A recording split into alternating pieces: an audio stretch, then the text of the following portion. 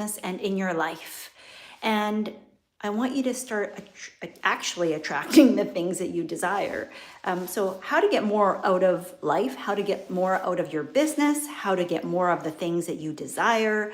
That's what we're talking about today, so that you stop attracting the things that you don't want. If you're brand new to me, my name is Susan McVeigh, and I am a married mama of two and a business, sales, and wealth strategist. And here on this channel, we talk about all things business, entrepreneurship, which includes sales and money, with faith and family thrown in the mix. So today I have 5 things that I want to share with you that hopefully will help you if you are wanting more of the things that you want and less of the things that you don't want. So number 1, be clear. Now, you would think that this is something that most people would start with, but when I work with clients and I ask them, so what do you want? For some reason, it becomes a little bit of a sticking point, because sometimes when you're faced with so many different priorities and things that are going on in your life, and especially if it's a busy time of year or you just got a lot of spinning plates, it can be difficult to see the forest for the trees. And as a result, you may be focusing on the things that you're trying to solve or fix or attend to in your business and ultimately your life.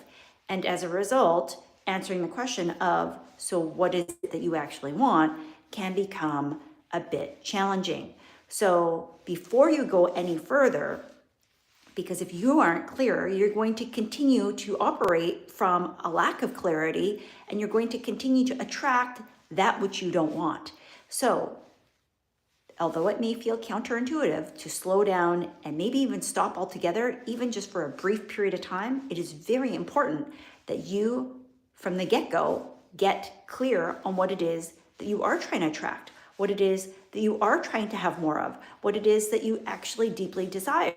And if you don't have that clarity, then the rest of the steps that I'm going to share with you don't matter too much. So that's first and foremost, right? And I've shared multiple times on this channel, because if you feel like you're struggling to get clear, if you feel like the things that you're wanting to do just simply don't matter, like you've lost that kind of joy or that like just zest for life, I want you to go and look for a couple of the videos here on this channel which are talking about vision, because I think they might help you if you are struggling to get clear on what it is that you actually want. Okay, so if right now you are attracting the things that you don't want, and you know that you don't want those, but you also don't know exactly what it is that you do want, I want you to go and watch.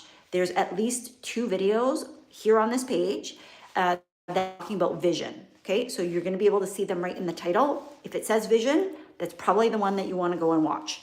So number 2, hello, is to take action. Now, once you're clear on what it is that you want, then I want you to just do more of the things that are helping you to get what you want. And I know that if you're a business owner, if you have lots of things that you're doing for your clients, for yourself, for your businesses, for your family, right? Like you have all the things on the go, that oftentimes you can feel like you're putting out a million fires. And so you're doing a lot of problem solving.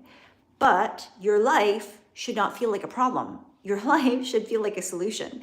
Your life should feel like joy and light and peace and grace and love. And oftentimes when we are attracting the things that we don't want, it's because you're so busy being and doing all the things for everybody else that you don't really have time to take action on the things that matter the most to you, that are going to move the needle forward in the areas that are aligned to what it is that you do want, the things that you want to attract, the things that are working for you. And instead, you're going to opportunities for you to, so here's an example. If you have a client that all of a sudden, or maybe not so suddenly, has become not the best fit for a number of different reasons. Maybe you took them on when you shouldn't have, when you started to say yes to things because you didn't uphold your boundaries. Like there's a number of different reasons, but let's just say that right now you have a client and they're not really your dream client. They're paying the bills, they've paid you for a service, you want to honor your commitment, you're going to complete the task at hand. And yet, every time that you work with this client, you're frustrated. You're really not feeling the love. By you focusing on what you're doing with this client and your frustration, there is a very high chance that you're going to start attracting more clients like that, because you might be talking about what that client is dealing with. Now, that client, then don't talk about the way that you are solving that problem or the way that you're interacting with that client or even how that client has found you, because other people are going to want the type of services or the way that you're working with them. And that might be just creating more of the same. So it's human nature. It's human nature to want to complain, to want to fix it, to want to deal with it. But at the same time, the human brain is such that for every one negative, we need 10 positives to kind of override the impact of that negative. It's why when you get a complaint from yourself, from somebody else, from your clients, that it's very difficult to remember all the good things, because the brain likes to veer towards the negative. It's your survival mechanism. So when you have one particularly bad situation, it is your job to override your brain to say, that might not be working out for me right now, but I'm going to focus on what is working out for me, the things that I actually do want more of. And that's going to take your ability to override your system to deal with the thing that needs to be dealt with over here, but then put all of your attention and focus and energy on the things that you want over here. And if you don't have clarity on what the thing over here needs to be, then you can't. And if you're not clear on that, then go and watch at least one or the two videos that I've talked about, which is talking about vision. Okay? Hello, Jay Potion. Do you have any faceless video ideas? Give me a second. I'm going to get through my 5, and then I will absolutely answer that question for you. If you can let me know what niche or category, industry that you're in for that, and then I can help you a little bit more. So be clear, take action, okay? Don't take action on the things that you don't want, which I recognize. Sometimes in life and in business, you can't get rid of all the stuff that you don't like, but put that on a list. Start making a list of things I don't do and eliminate them as quickly as possible, because they're going to drag you down and they're going to make it such that you're going to keep having to do more of those things which drag you down. So the faster that you can outsource those or eliminate them if possible, the easier it will be for you. Okay, if that's an area that you're struggling with, I want you to go and watch the video on my page, which is all about how to get better results, how to achieve sustainable success, or the 80-20 rule. Okay, so one of those 3 might be calling to you, or watch all 3. Number 3, I want you to, once you have gotten clear, once you're taking action on the things that you want, I want you to remove the rest.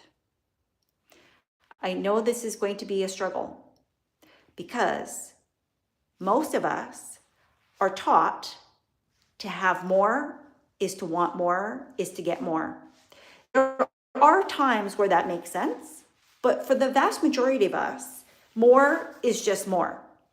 And I'm not the first one to tell you this, but I am also not going to be the first one that's going to tell you you don't get to have more. You get to have whatever you want, as long as it doesn't impede on somebody else's ability to also have what they want. And let's put in a caveat. Within the law, safe, all that kind of stuff.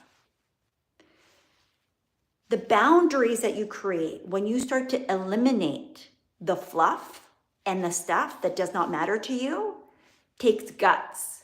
It takes strength, and it takes courage, and it takes willpower.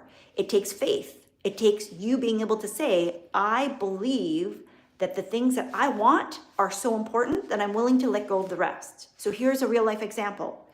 If you have a client, I've done this multiple times, right? Because we all evolve and we are all moving forward and growing. And so there have been stages in my business where I've had clients and real. Now,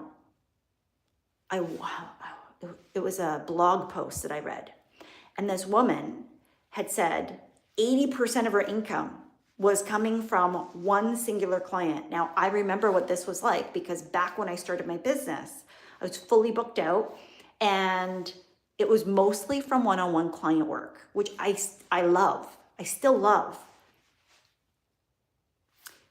But I got to a point where I needed to reassess. And in order for me to do that, I needed to let go of the one-on-one clients that I had. Now, I had a wait list.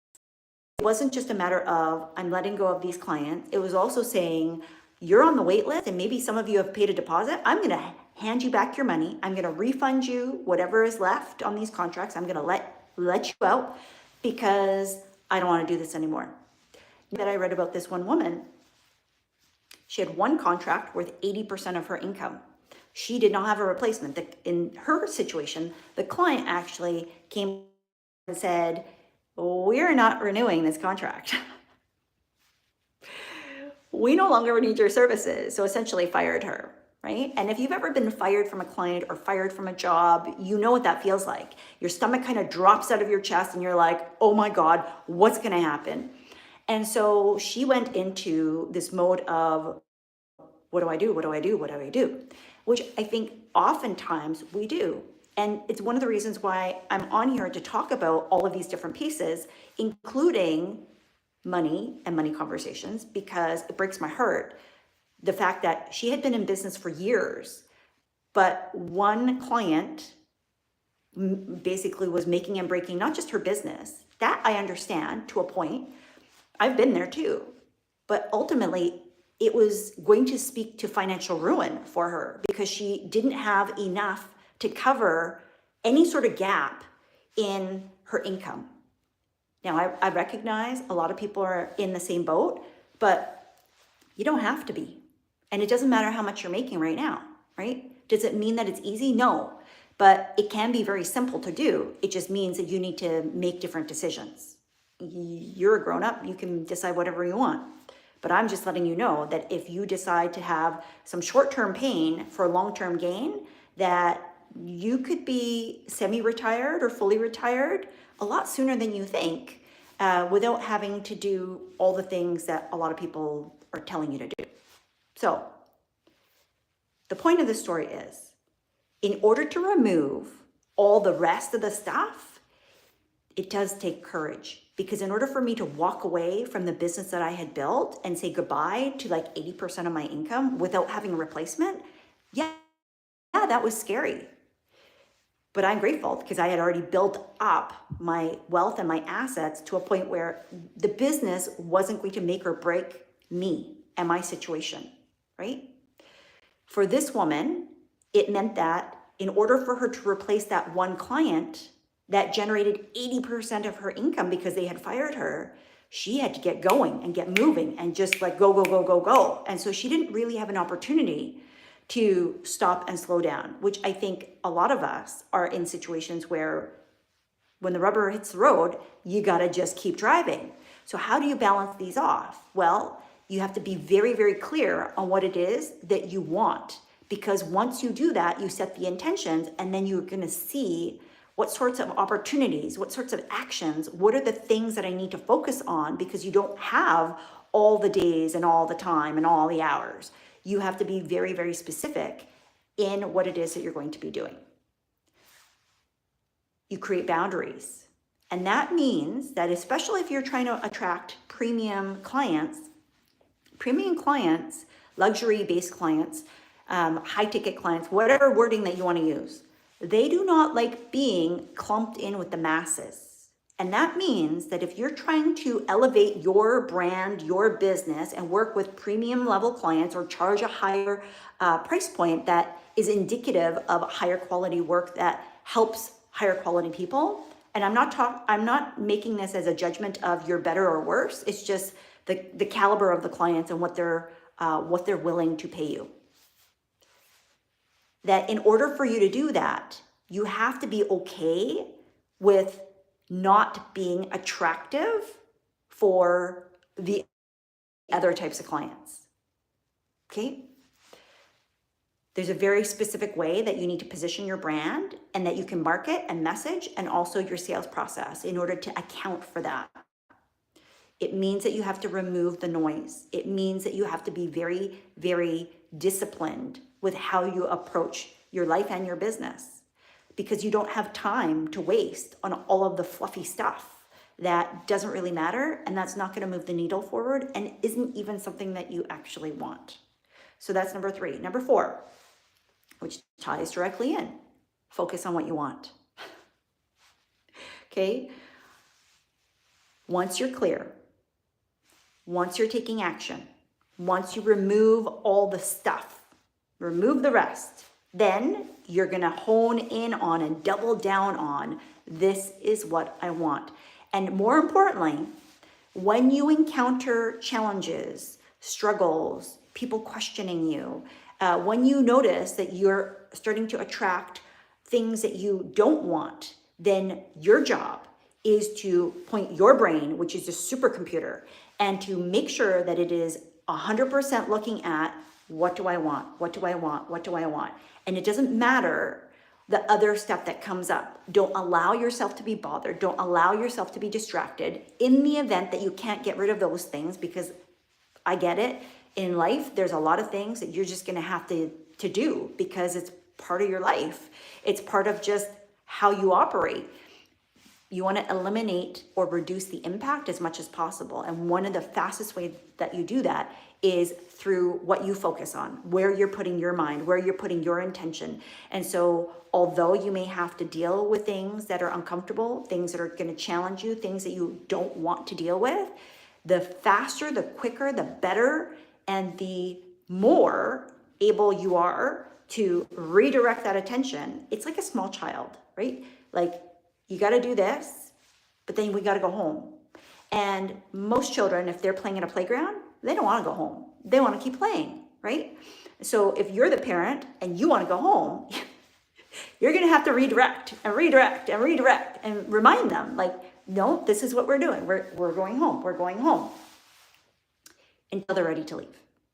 That's what you're going to feel like when you are encountering resistance, when you're encountering challenges, when you're encountering more of the things that you don't want, because sometimes we're being tested by our character and our nature to really basically say, is that what you want? And if you're not sure that that's what you want, which is why we focused on be clear for number 1, then when things come up and you're being asked to settle, you're being asked to tolerate something that you don't want to tolerate. Side note, if that's you, go and watch the video. That's all about stop tolerating. You're going to see that in the video title. That when you're tested by this and you allow yourself to overstep your boundaries, you allow yourself to do the things that you don't want to do, you allow yourself to, against your better judgment, say yes to things that you actually mean to say no to, or to just allow things to happen, that's still a decision. That's still a yes.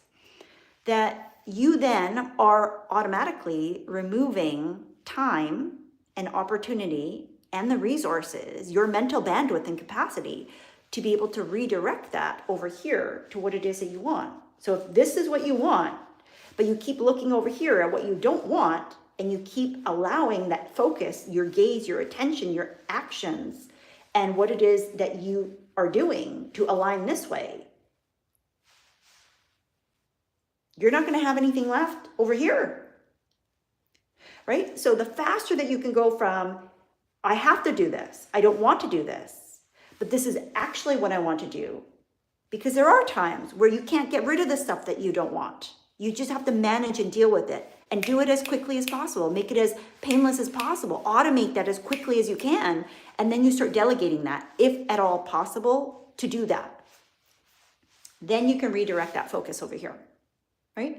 So that's what I mean by focus on what you want.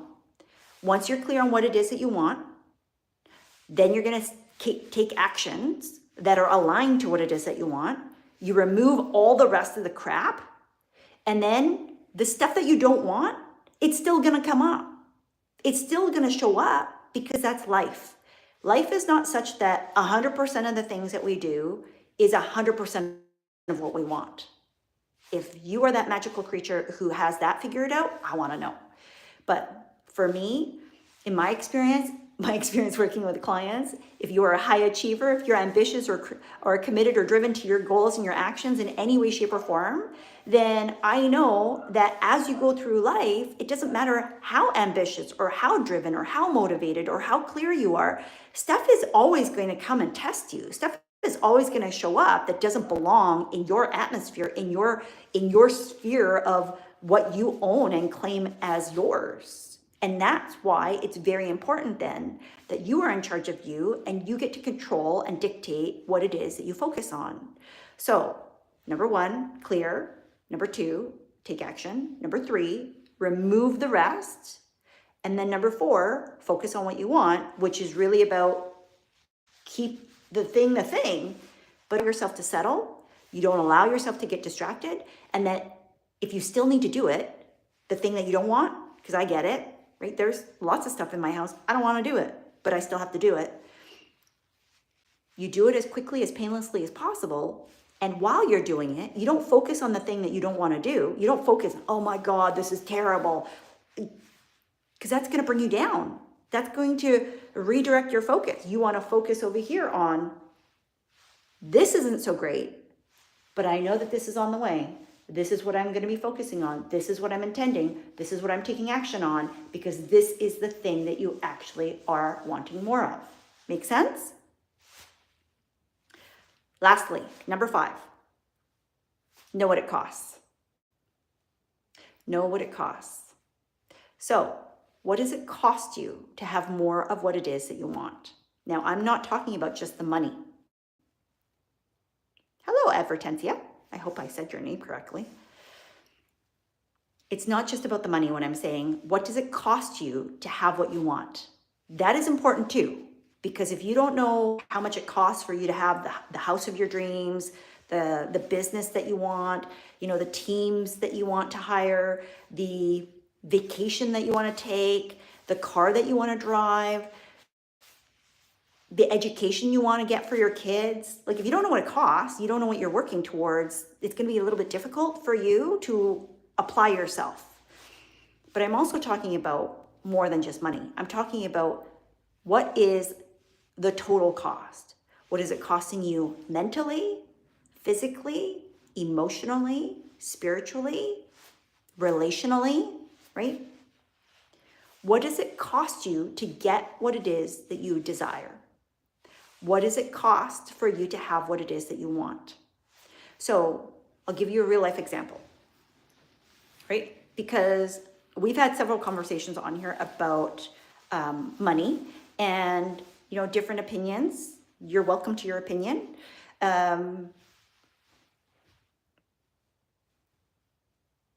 So some people believe that it is better to own your house, and other people believe that it's better to rent. Which one is right? That's a rhetorical question. You just answer for yourself. But what I want you to consider is that if you want to buy a house, that oftentimes people only account for the cost to get into the house and then maybe what it costs to service the debt, right? So that just means, what's your mortgage payment? And then they don't account for the fact that if they've bought an older house, then it may need more repairs. If you have a house that is farther away than where your kid's school is, or where your social activities are, then you might be spending more on your time, driving, wear and tear on your car, more on gas, your peace of mind. Because if you don't enjoy driving and you're having to drive everywhere, then that might be a bigger factor, right? That if your house is got a yard, that all of a sudden you have gone from an apartment living to like house living, and you're like, I don't know how to take care of a yard. There may be things that you want to buy for your yard that you haven't accounted for. There may be the stress of whatever. You look at your neighbors and now there's all this noise. Whatever it is, right? Like that's what I'm talking about. That oftentimes when we are wanting what we want and we want more of what it is that we want, that we haven't appropriately accounted for the cost. And I'm not talking about just the physical cost, although in this example, we are mentioning that. But I'm also talking about what does it mean in order for you to have all the things that you want? For that one thing, so I want you to, right now, here's the action step. For the thing that you want more of right now, what would it cost you in order to have it? Not just the money, but think about your time, think about your energy, think about your resources. Think about, would you need to hire somebody? Think about your stress. Think about your peace of mind. Think about your emotions. Does it take a toll on your physical self?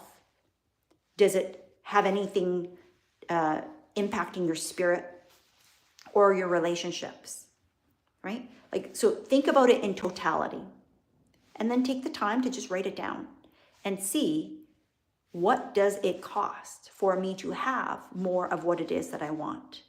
And here's what I want all of us to understand.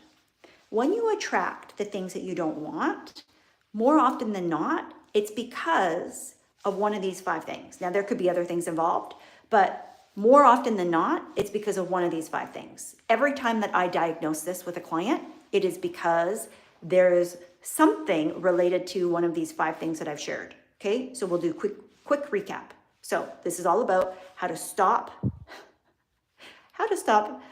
attracting the things that you don't want in life, aka how to get more of what you want, right? How to get more of what you want in your business and in your life.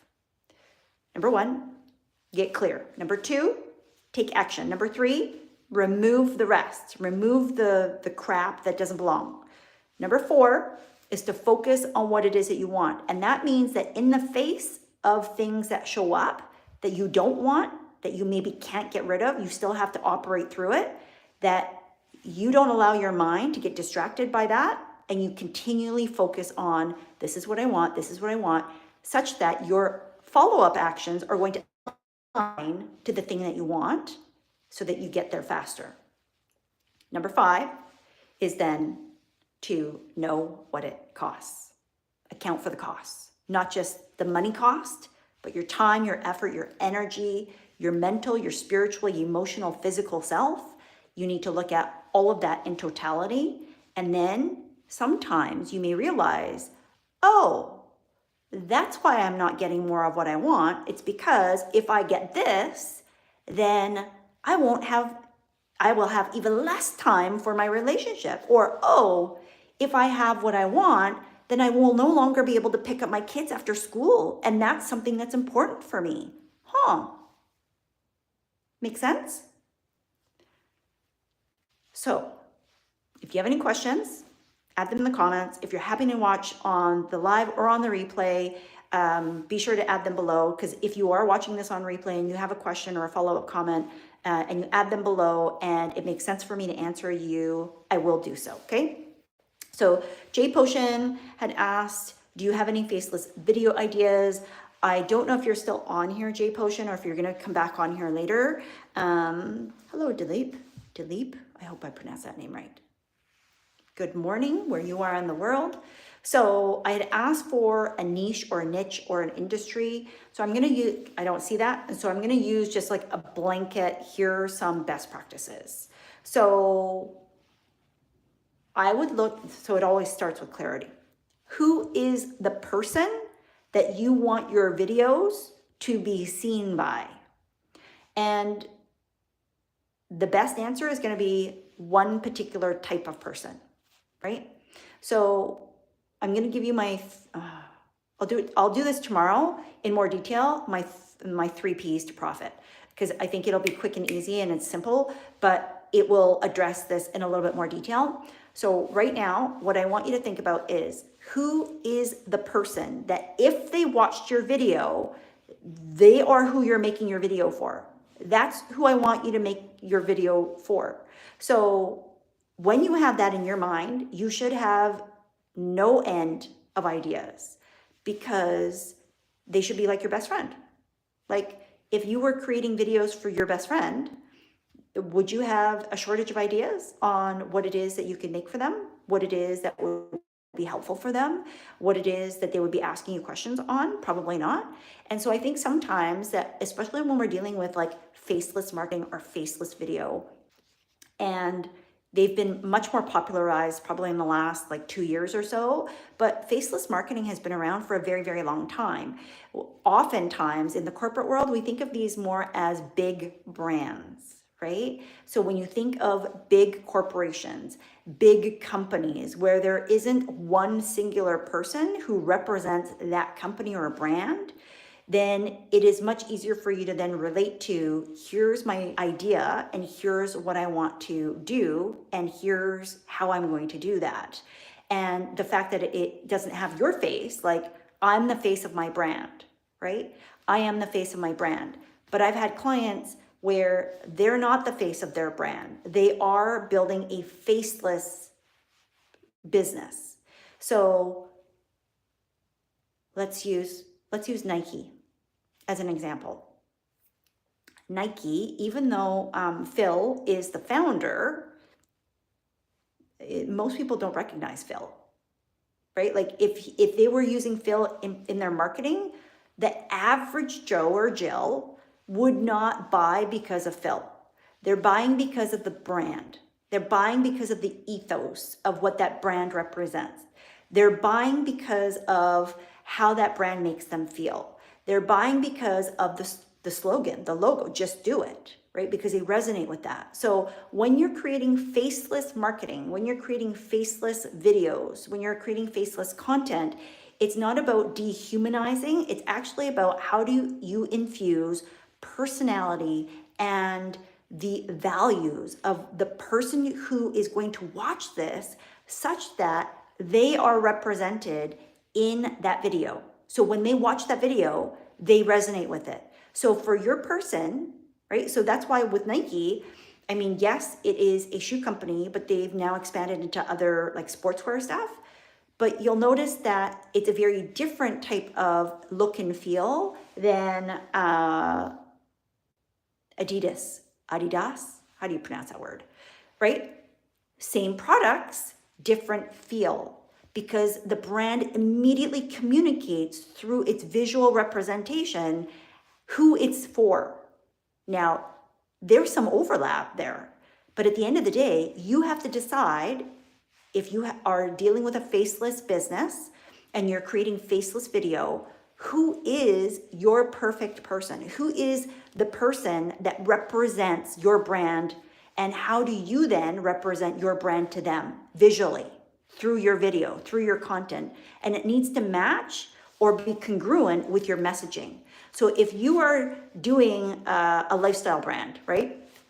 And you are, because there's different ways to do this, right? So I'll give you an example. One of my dear friends has gone from running a very, very successful digital marketing company and now is essentially a farmer out in the woods of Vermont and is really demonstrating just a slow life kind of lifestyle.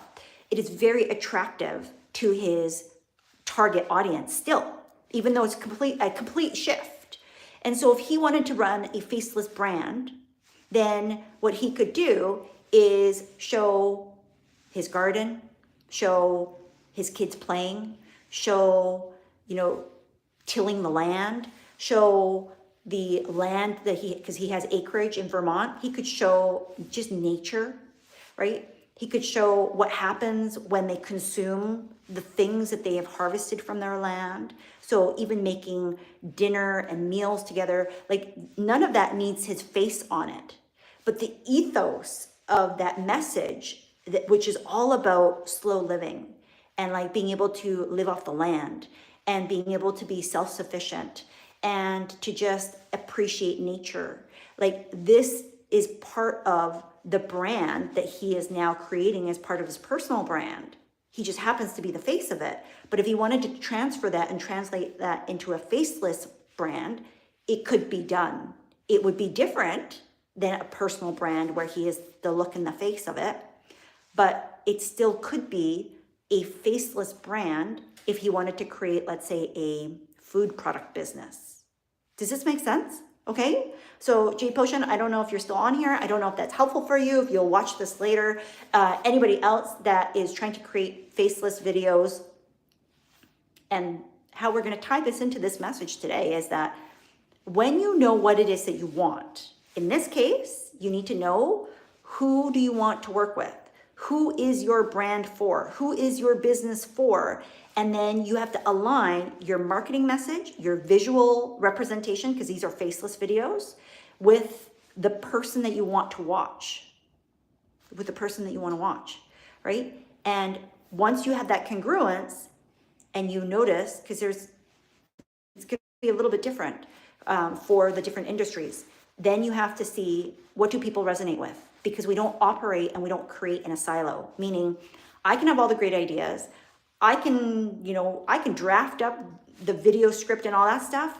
But at the end of the day, if I never hit go live, if I never hit record, if I never actually publish or upload that video, it doesn't matter how great I think it is. It doesn't matter what I want. At the end of the day, as a business owner, there needs to be a meeting of the worlds between what you want as the client and what I have as the business. And boom, we create magic together. And hopefully you have a need, you have a problem, I solve that need with my solution, and we make magic together, getting you what you want and me what I want, and then it starts to grow exponentially. So I hope that helps. Okay, so we're going to end for today because I don't see any other comments or questions, but feel free to add them below. If they are something that I can pick back up, then I definitely will. So tomorrow, based off as a follow-up to this particular question from Jay Potion 9372, so thank you for asking, I'm going to talk about my 3 Ps to profitability. It's a simple way for you to focus on what works and get rid of what doesn't work. And if it's helpful, I will talk about it in the larger context of the rule of ones, right? So if you're trying to achieve $1 million in your business, and really, I would say, not just sales, profit, right? Because at the end of the day, it's what you keep that's most important, not just what you make. But I also know you don't need to make that much in order to have more, in order to do well with what you got. That takes wisdom, that takes stewardship, that takes just financial literacy. If that's something that you need, go and grab my ABCs of Building Wealth ebook. The link should be in the description, either on my channel or in this particular video. So tomorrow we're going to talk about the rule of ones, and we are also going to be focusing on my 3 Ps to profitability, because if you already have a business, it's been successful, and you have fallen a little bit off, because I'm going to tell you at every stage of the game, people get distracted. I do it too. We get distracted, right? We get distracted. And so we want to focus. And that's what these videos are all about. If you need my help, if you want my support to be able to do whatever it is that you need to do more of, so that you can help more people and create more impact while you're making millions, because you are a good-hearted, generous person, feel free to send me a message. I don't know if I can help you because I don't know anything about you or your business, but if you know that I'm the right person to help you to do that and you want to have a conversation, send me a message over on Instagram. I'm at Susan McVeigh. It's the same as my handle on here. So, hello, Nicole. I'm so glad that God's giving you ideas. Amazing. We will see you all tomorrow. Bye-bye.